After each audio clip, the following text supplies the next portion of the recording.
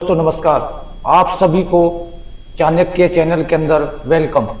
अभी मैं कुछ एक चीजें बताना चाहता हूं कि जहां रिटेलर सबसे ज्यादा फंसता है और रिटेलर का सबसे ज्यादा नुकसान होता है। क्योंकि रिटेलर क्या होता है, जब बुलिश मार्केट होता है और कोई शेयर ऊपर की तरफ भाग रहा होता है तो उसमें दनादन खरीदारी करते चले जाते हैं और फंस जाते हैं। क्योंकि मार्केट तो क्रैश करेगा, एक वक्त ऐसा आता है कि मार्केट क्रैश करता ही करता है। तो रिटेलर क्या करता है, भागती हुई बस में, चलती हुई बस के अंदर बैठने की कोशिश करता है और अपने आप को लॉस की तरफ ले जाता है। अभी हम आपको बताना चाहते हैं कि जैसे कि अभी निफ्टी 50 23,533 पे चल रहा है, 23,533 पे चल रहा है, लेकिन रिटेलर कभी इन चीजों पे ध्यान नहीं देता। आज 14 नवंबर है, 14 नवंबर क्लोज प्राइस है इसका 23,533। अभी हम इसके पी पे जाते हैं तो अभी इसका हम सबसे पहले पी देखते हैं, इसका 10 ईयर्स का पी देखते हैं। हम इसका 10 ईयर्स का पी देखिए आप, इसका हाई पी कितना था, 40 था।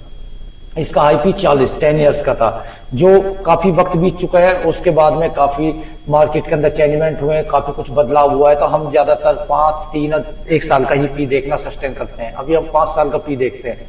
अभी इसका 5 साल का पी भी सेम आप वही देख सकते हैं कि इसका पी कहां पे था।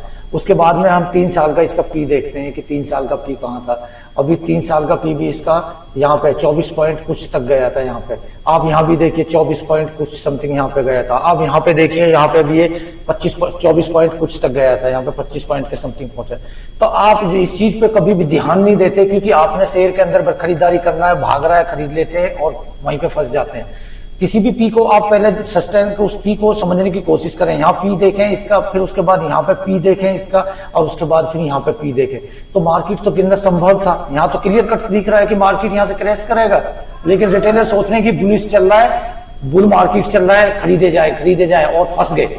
अब इसमें इस तरीके से फंस चुके हैं कि अब यहाँ से हो सकता है कि ये 1 साल निकाल दे, 1.5 साल निकाल दे, मार्केट यहाँ 25 के, 24 के, 23 के बीच में ही घूमता रहेगा। और ये लोग जो यहाँ पे 24 के पी पे फंसे हैं, अब 2-2, 4-4 साल ये फंस के खड़े हो गए।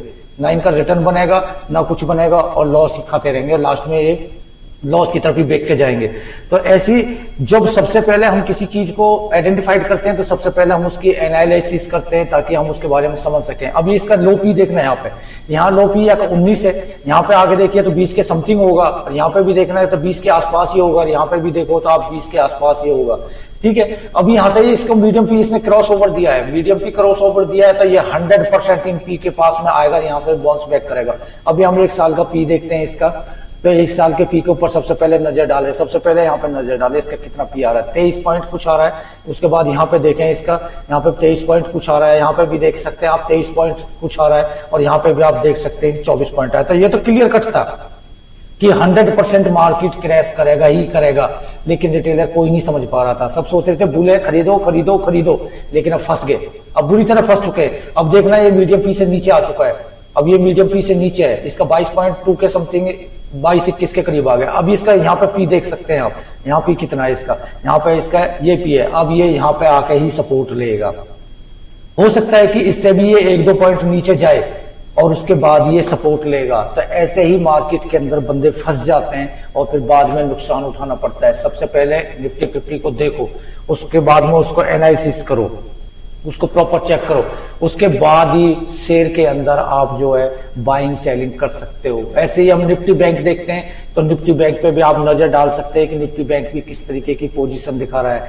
निफ्टी बैंक के अंदर भी हम देखते हैं 1 साल का पी देखना आप, इसका 13 के समथिंग आ गया है। इसने सबसे ज्यादा डाउन ट्रेंड दिखाया है। यहाँ पे देखना इसका 14 का है, यहाँ पे देखो आप, यहाँ पे भी इसका 14 का है, यहाँ पे देखो आप कितना है 14 का है, और यहाँ पे कितना है इसका 13 का आ गया है।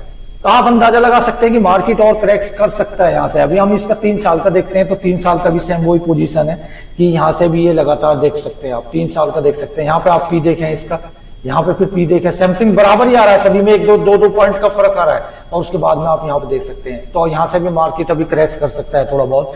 तो ऐसे शेयरों में बाइंग और सेलिंग करने से पहले निफ्टी 50 और निफ्टी बैंक को एनालिसिस करना बहुत जरूरी है। उसी के बाद आप प्रॉफिट और पैसा बना सकते हो।